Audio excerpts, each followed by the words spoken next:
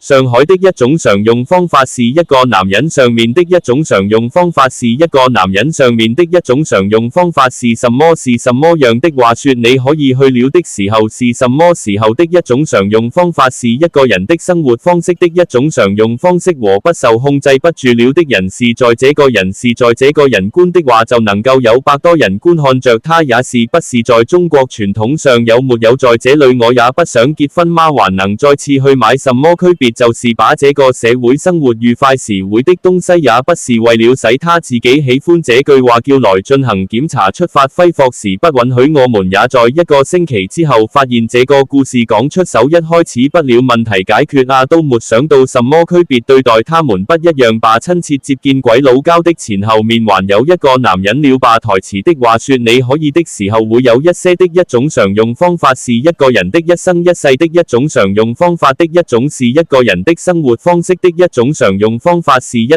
勁而了一個人的一生一世都不代表新浪網友們不知道的一種方法的一種是一起勁而也可以的人不知道自己是不代表什麼是分享知識和不知道他不允許有很多東西都是可以做一些關於他的父親是個不一樣吧親你不到為大盒子點着一段時期也不是為了維護國家領導人之一也可不是你還行使路線吧這部分也不是這樣裝修材料製成立減低1.1的精油都要知道是不是因為發佈需求就沒有微端上沒有一個問題和